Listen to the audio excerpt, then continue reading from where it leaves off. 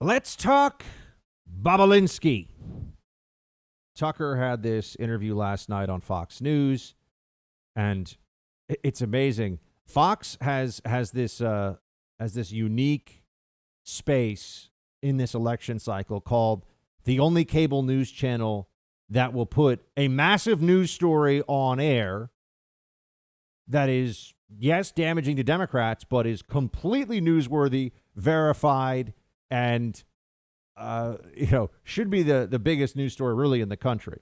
Well, I actually believe in some way. Well, no. I mean, it's between this and the riots, but the Bobulinski thing I know has been building up for a longer time, and we've seen a lot of riots, but I just think people should be reminded of that before they go in and decide, am I going to vote for Democrats or Republicans? Am I going to vote for the riot party or the Republican Party?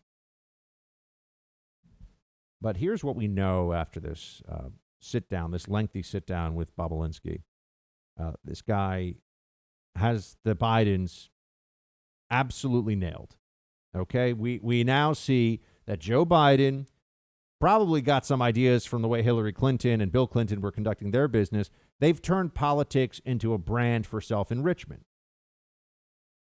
But it's worse than that. You know, if Joe Biden and his family were taking money from, say, I don't know, they were taking money from, some country in like Romania. If they were taking money from a country that we have very limited foreign policy and national security interest in, you'd say, oh, okay. I mean, it's corrupt. It's gross. They're taking money from China. That's a big deal because China is a true global rival to the United States now. We're really just waking up to that fact. We had been, I think, deluding ourselves on a bipartisan basis for a long time. But China is a near peer competitor, and it has a much larger population than we do, and it's only going to become more aggressive and more problematic for us on the world stage. That's what we're heading toward right now. And the then vice president was having his son cut deals with very senior figures in the Chinese Communist Party that would put millions and millions of dollars into the hands of Biden family members. And we're supposed to believe this is not a story? That this doesn't matter? There are so many levels at which this does matter. And what I've been saying to you, I want to be very clear. It's not that I don't think this should change minds of voters. I'm just saying because of the power of the media and their ability to have a blackout and to suppress and the way that they cover things, the way they can mold perception, I don't think this Bobulinski story is going to be the difference maker. Could be wrong, but I don't think that's the case. I see Senator Ted Cruz. I've been saying that for a couple of weeks. Senator Ted Cruz said that in an interview with Axios. Now, I'm not the only one that thinks this way. And I'm glad that there are others who are jumping on board the train here because let's be real about this. The reason that people are going to come out and vote for Trump at this late stage would be they think he's going to make their lives better. And Joe Biden being corrupt and sleazy probably isn't going to make a difference to their thinking. We'll see. But that's the point, though, isn't it? That Joe Biden is corrupt and sleazy. I mean, that's really the big takeaway, which is a problem for the Democrats because they've been positioning him as this ethical guy who's going to be a return to having a good moral person in the White House. A return to having, look, say what you will about Obama. He waited until he left the White House to cash in on his political fame and fortune, and he's allowed to. I'm a capitalist. Biden was leveraging the office while he was in office to get paid by a country that's not yet an enemy, but is definitely an opponent. Definitely an opponent. And the media wants to pretend like that's not a big deal. Or that it didn't even happen, or that it's not true. Notice how the explanation for the lack of coverage or the way they cover it keeps changing. If there were a good reason not to show the Bobulinski story on TV or in newspapers, if there were one reason that was clear, that would be what you'd hear everywhere. Instead, what you have is, We can't vet it. It's not verified. He's biased. It's not a big deal. It's not really a story. Instead, what you have is a series of essentially objections based on partisan political reasons for why they don't want to air this stuff. And none of that adds up to an honest and ethical core of journos. We know that much. That's not what's happening with all of this. They have completely disgraced themselves. Absolutely disgraced themselves. But they also realize there's money at stake here, folks. There's fame. Remember that. This is not just the journos out there prefer Joe Biden, and so politically speaking, they have an interest in making sure that he wins this election. It's for them. I mean, I'm talking about the New York Times, the Washington Post, CNN, MSNBC, and all the rest. It's about, are they going to have special access to the White House press secretary, the president, the Oval Office? Are they going to be able to write stories about an administration that's doing everything that they want them to do, and where they can just use all the anonymous sources they want from the White House to back up whatever it is that the journos wanted to say in the first place? Think about it. There's money at stake. There's power. There's privilege and position. So it's not just a function of who the libs want to win. It's who the libs think will most benefit them by winning. That's why this game is so dirty. That's why it's so clear that they're putting their thumb on the scale for one side. Tony Bobulinski is a problem for them in that regard. There's no way to cover the story. I watched that interview last night. There's no way to cover that story and make him look like a crackpot or a fool, or, they tried this thing with Giuliani, and even Borat got in on it, right? Oh, Rudy Giuliani's a Russian asset. And what's so amazing is the reason Bobulinski said he came forward is because Adam Schiff, who's the most morally, immoral, the most disgusting liar in the United States Congress, right? We got a bunch of mosts on the Democrat side. The dumbest, Mazie Hirono, the biggest liar, Adam Schiff. And he called Bobulinski a Russian asset. Bobulinski is a Navy veteran. He held a high-level security clearance. I'll tell you this right now. If I were back in private life and had never been in media and I just gotten out of the CIA and somehow someone tried to indicate that I was a Russian asset, a traitor to this country, you're damn right I'd go to the mat. I'd go all out to clear my name right away and to hold accountable the liars out there, right? When you're someone who served your country in particular, it's true, I think, of any patriotic American, but you've served your country, and then you're going to have someone say that you're a tool of Russia? When you're a private citizen, you're not even in the political debate? So it makes complete sense for Bobulinski to finally say, nuh-uh, sorry, not going to allow this game to be played. So he came forward. And the bigger problem now that the Democrats have to deal with, obviously, they're not going to cover this spot. They're not going to cover this before the election. It's not going to happen. And I do believe some of the reporting out there that's saying that there have been threats from inside the Biden campaign. Any reporter who touches this will be blackballed. It matters a lot, folks. You get an interview with the president, it's worth clicks, it's worth fame, it's worth money. Matters a lot. And it's not a fair game. It is all about connections. It is all about who they want to give, the interview to. It's very, Republican or Democrat administration. It's not a fair system. There is no such thing. So understand that.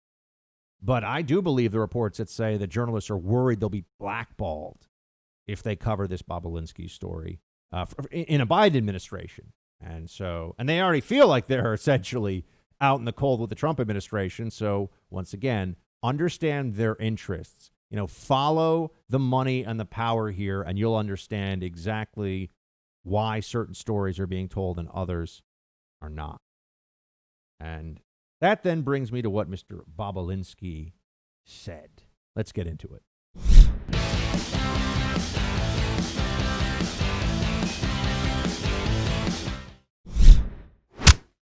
And I'm thinking about the Biden family, like, how are they doing this? I know Joe decided not to run in 2016, but what if he ran in the future? Aren't they taking political risk or headline risk?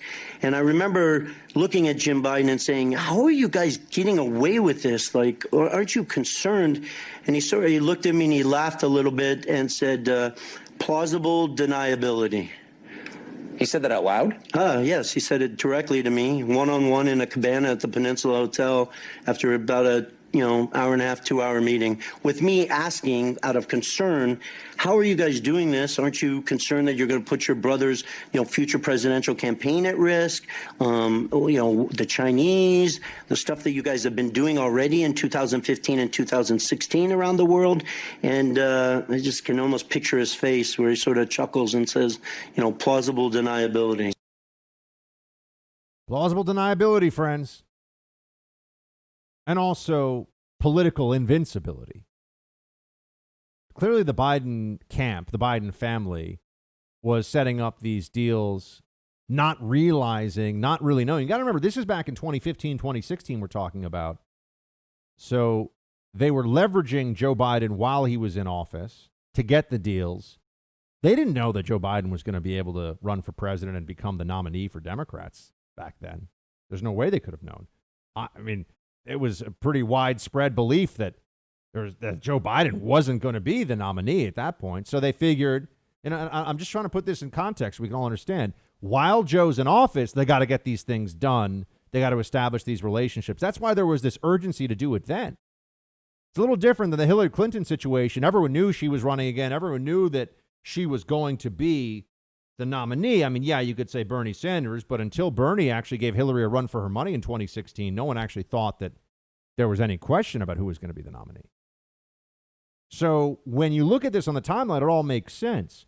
The Bidens, while Joe's in office, his brother Jim and his son Hunter are out there setting up these deals and this super swampy, sleazy, politically motivated on the part of the Chinese and the Chinese government, setting up these deals to become very, very rich. Got to cash in. It's not enough. Think about how greedy Joe Biden really is, too, and the Biden family. It's not enough that Joe Biden is able to make, whatever, $150,000 or $200,000 a speech and is getting paid millions of dollars for a ghostwritten memoir that no one's going to read and nobody cares about, right? It's not enough that the libs and the left will already take care of him financially. He's going to be rich the rest of his days. His family will be rich the rest of their days.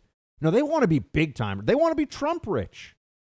You see, greed and hubris mixed together and do not make for good decision making for somebody who's in public office. Joe Biden has been lying to you. He has been lying to the American people about something that matters.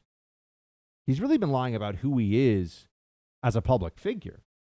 His whole, just Joe on the choo-choo with my lunch pail, love the blue-collar folks from Scranton, yeah. It's all an act. It's so transparent. People should have been able to see through this all along. I'm disappointed at how many folks out there, just my fellow Americans, can't understand who this guy really is. This stuff doesn't matter to him. It's all about what's best for Joe Biden. He just rides the political waves wherever he has to. Doesn't stand for anything worthwhile. Doesn't stand for anything because of his convictions or because of his belief. No. What do I get from this? That's what I'll say. He's almost a caricature of a politician in that way. And this whole deal with China that Bobulinski's laid out in detail just shows you that.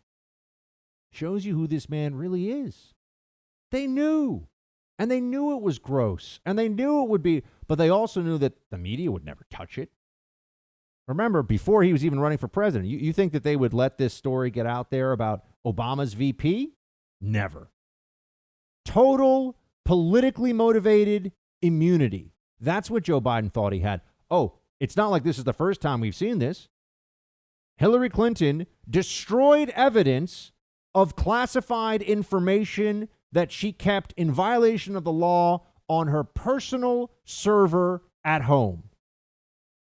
That is criminal. There's no way around it, and people go to jail in this country for a lot less. Not someone who's about to be the next Democrat nominee for president. See, they have political invincibility. You have to remember, we view this and say, that's not fair. The Democrats view this and say, exactly. That's the point. It was never going to be fair. There was never going to be an honest media applying rigorous scrutiny to Joe Biden. Have you seen any big pieces in the major magazines or in the news sites other than conservative, explicitly conservative media, which is a fraction of the overall news media environment, unfortunately? Have you seen any deep dives into Joe Biden's past and his background? And no. You remember when they announced Sarah Palin as VP, they had people from the biggest newspapers in the country going around asking perfect strangers in Wasilla, Alaska, for any dirt they could give on Sarah Palin. And they weren't going to fact check it and just write it. They wrote horrifying things, untrue, horrifying things about Sarah Palin, the kind of stuff that no ethical journalist would ever print about anybody, having to do with the parentage of one of her children. I mean, it's just awful stuff. This is who the journos are. This is who the mainstream media is in this country. They are a class of ethically decrepit scum. I recently got a crash course in home title theft, and look, you better pray this crime never happens to you because it can ruin you financially. Here's how it works. The bad guys, cyber thieves, they find your information for your home's title. It's online. It's stored in the cloud. It's on servers. They hack in. They take that information. They use a quitclaim deed, kick you off your home's title, put themselves on. Then they start taking out loans against your home. You often won't find out about this until you get a foreclosure notice in the mail. Look, this can ruin you financially. You have to take action today. The usual identity theft services do not protect you. You have to go with the experts I trust at Home Title Lock. Go to HomeTitleLock.com. Use the promo code RADIO. That'll get you 30 free days of protection. You can also check online at that site to see if you're a victim of this crime and don't even know it. That's HomeTitleLock.com. Promo code RADIO for 30 free days of protection. Create a virtual barrier around your home's title today with Home Title Lock.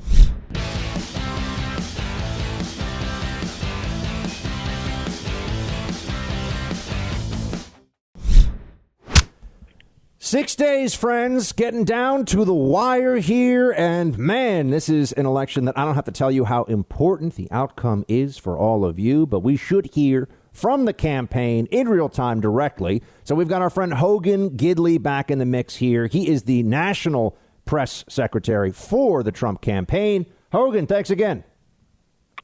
I really appreciate the time. Thanks so much for having me. All right, man, you've got a few days here. I mean, this campaign, it's all out. You're in the sprint phase of this race. So just tell us, what can we expect from the president, and what are the key messages for the next few days here he's going to be hitting on to get those undecideds and those swing voters in key states to come out? Well, it's been a four-year term of record-setting success and record-setting time for all Americans, regardless of race, religion, color, or creed. He's put policies in place that have improved the lives of the people in this country, and we've seen so many different things that this president has been focused on in that first term to make sure that the American people are better off now than they were 4 years ago. And by Gallup polling, we now know a majority of Americans feel that way, that they're better off now. And so we're trying to drive that message home, reminding everyone about the record of success, reminding everyone that this president has done more to improve their lives in 47 months than Joe Biden has done in 47 years. He's the outsider. He's reminding the people at his rallies and the people who tune in that he's had to fight the headwinds of a mainstream media that puts out 95% negative news coverage, the headwinds of a deep state that attack him at every single turn, the headwinds of folks atop the FBI who've weaponized the federal government against him, and he's doing all that just to protect you. It doesn't hurt Donald Trump. It hurts the American people, and he's stood in the gap to make sure that the power he took away from the elites, the power he took away from the establishment and gave right back to the American people stays there. And that's what we're going to talk about from now until Election Day. Hogan, the riots that have happened in Philadelphia and even a smaller one, but a similar situation played out in New York City last night, and also there's been some of this in Los Angeles and other cities. This seems to be a reminder for a lot of folks out there of which party is about law and order. And as the president continues to tweet and remind folks, we all know it's the GOP. Is the president going to be focusing on that message in the days ahead, and just his belief in the support and the need to support law enforcement? How is he going to address this? I mean, is there any chance he might show up in Philadelphia? Well, we don't want to get too far ahead of the schedule yet. I can tell you, though, that from a messaging standpoint, I mean, look, your job isn't safe, your family isn't safe, your American way of life isn't safe with Joe Biden because he's waging war on all three with his policies. This president wants to ensure that we have safety and security, peace and prosperity, that our neighborhoods, our cities, our towns, our states, have the level of protection they need from the federal government when it's time for them to step in. I saw that Philadelphia called in the National Guard. That's a good thing. The president wants to ensure that our families feel safe walking down the street, that our businesses aren't in danger of having their storefronts smashed in and all their merchandise stolen, that our churches aren't burned to the ground. And the first time I heard this phrase, it kind of was jarring, but it's true. These are all Biden supporters out there participating in this lawlessness. They don't support President Trump. They like the fact that Joe Biden won't call out the BLM movement by name. He won't call out Antifa by name. He won't call out the defund the police movement by name because they're all of his supporters. He doesn't have a problem with the chaos. He doesn't have a problem with the destruction going on in these areas. Billions of dollars that have crushed the American business owner, the American worker, because of the lawlessness that so many of our streets have devolved into.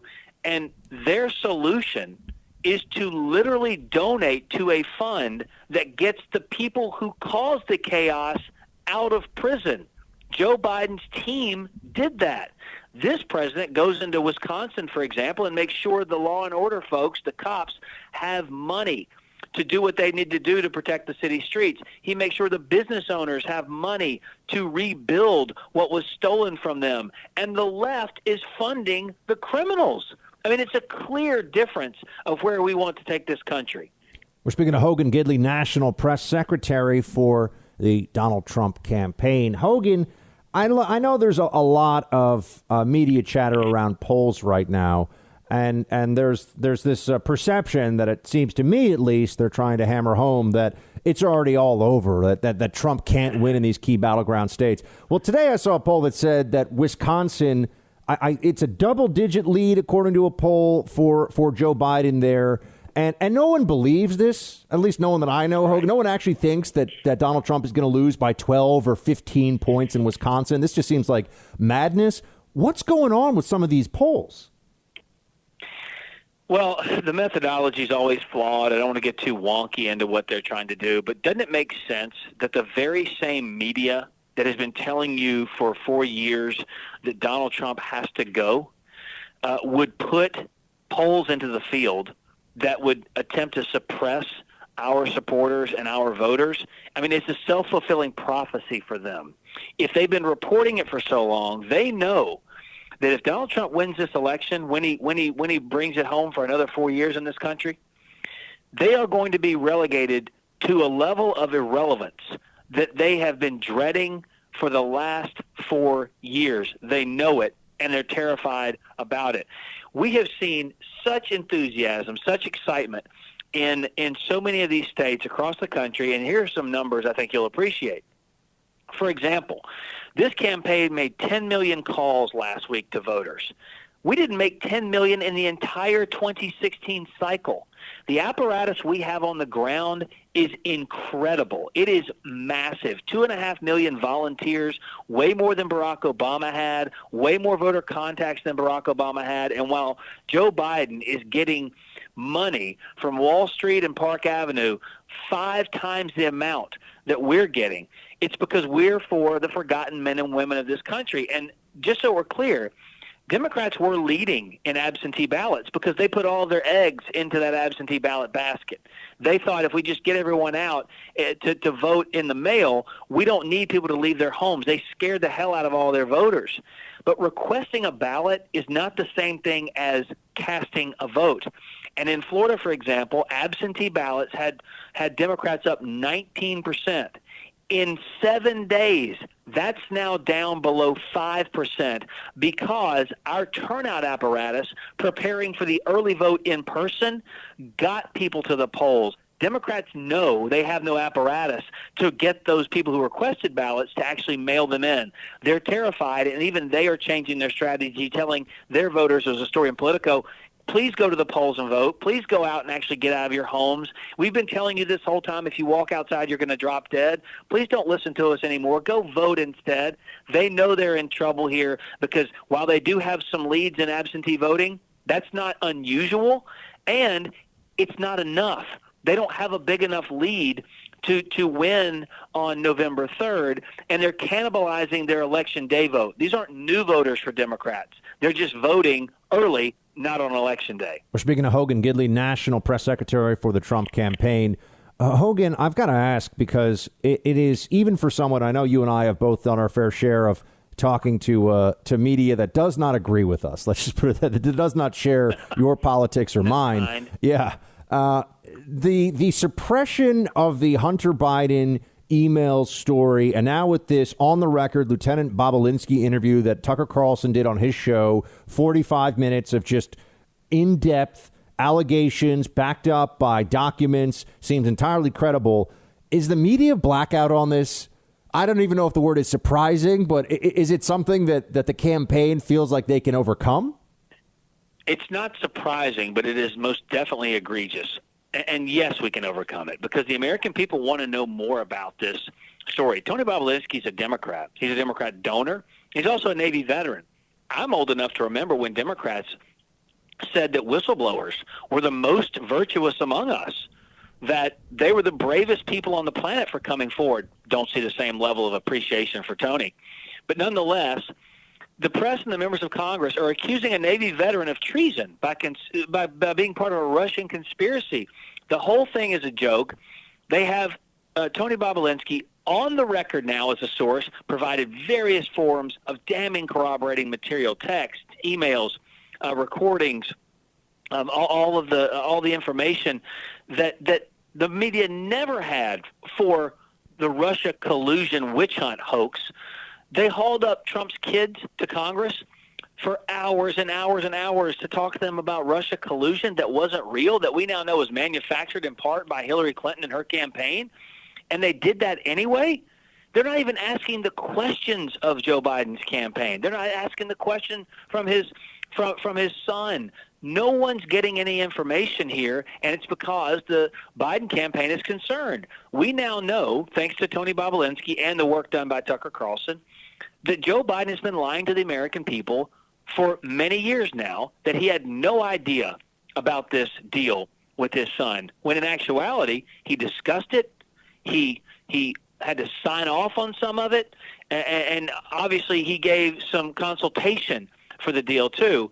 And no one from the Biden campaign is saying any of this stuff is inaccurate. No one's saying these emails are false. No one's saying the information isn't true.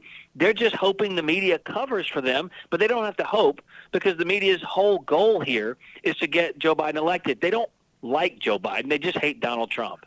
Hogan Gidley, National Press Secretary for the Trump campaign. Hogan, we'll let you get back to it, man. Good luck. Thanks for joining. Anytime. Thanks so much.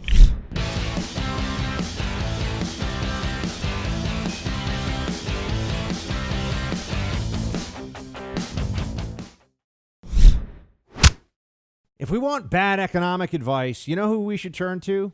Barack Obama, who's really good at being bad at running an economy. So that's something that I wanted to point out to everybody right now. Obama saying that, for example, Joe Biden's going to pay for his insane climate plan. Oh, we're going to make all the buildings efficient and we're going to clean energy and millions of jobs. This is all religious-based climatology lunacy. But he's going to pay for it by just, taxing people more. That's the plan. Play 11. Joe Biden has a plan to create 10 million good, clean energy jobs right here in America. It's part of his plan to protect Florida from climate change and secure environmental justice. And he's going to pay for it by rolling back those tax cuts to billionaires. And the thing is, Joe doesn't just want to get back to where we were. He finally wants to make some long overdue changes so that our economy actually makes life a little easier for everybody. I say Obama as an orator, really overrated. Better than Joe Biden, no question, but not what we were always being told, by which we've known all along. But it's just a reminder of this now. We hear him out there. That Obama's supposed to be the secret weapon for Joe Biden, and this is funny because why wasn't Obama the secret weapon for Joe Biden in 2016? Oh, that's right. Because the Obama the Obama apparatus, I should say, post-administration, including the president himself, no interest in supporting a Joe Biden presidency. Would not endorse him, would not get involved. Really? You're VP for 8 years, you won't endorse him? That's what Obama really thinks of Joe Biden. And I'm sure that Obama also personally heard some stuff because it was, there were talk about this in the State Department, about his son and the deals with Burisma. I'm sure Obama knew, oh my God, this guy, wait until you leave office, Joe, and then you get the libs throwing all kinds of money at you, board seats for companies, no-show jobs where you put your name on the letterhead and all of a sudden you're getting all these checks for not really doing anything. Just wait. Obama at least had the discipline and the legal sense, from what we know, to cash in when he left office. Right? But, not doing it. We don't know of anything yet. And some of you are probably yelling at me, yes, there's something. I don't know what it is. We don't know of anything that Obama did to make a lot of money while he was still holding public office. Joe Biden, on the other hand, was like, I'm VP. I'm going to let my family go out there and cut deals. I mean, can you imagine? Think about this. Imagine if Michelle Obama was out there getting, bags of cash on behalf of, getting bags of cash on behalf of Obama himself for deals that she's cutting based upon access. And look, she didn't do this. I'm just saying, think about the dissonance here. I think because we've been hearing about Joe Biden's corruption for so long, maybe now it doesn't really land with the same kind of impact because now we got the proof. But now Obama's saying, Joe's great now. Joe's great. Sure he is. Sure he is. And also attacking Trump on foreign policy. I don't think this is a smart move for Obama. Play 12. Our current president, he whines that 60 Minutes is too tough. You think he's going to stand up to dictators? He thinks Leslie Stahl's a bully. Just yesterday, he said that Putin of Russia, Xi of China, and Kim Jong-un of North Korea want him to win. We know because you've been giving them whatever you want for the last 4 years. Of course they want you to win. That's not a good thing. You shouldn't brag about the fact that some of our greatest adversaries think they'd be better off with you in office. Of course they do. What does that say about you? Joe Biden wouldn't coddle dictators. He'll promote human rights around the world, including in Cuba. Joe will restore our battered standing around the world because he knows our true strength comes from setting an example that the world wants to follow. Why is Obama yelling? Can anyone answer that for me? Why does he have to yell? He's got a microphone. Also, you're right. Yeah. Biden won't coddle dictators unless they pay him enough. Then he'll coddle them just fine.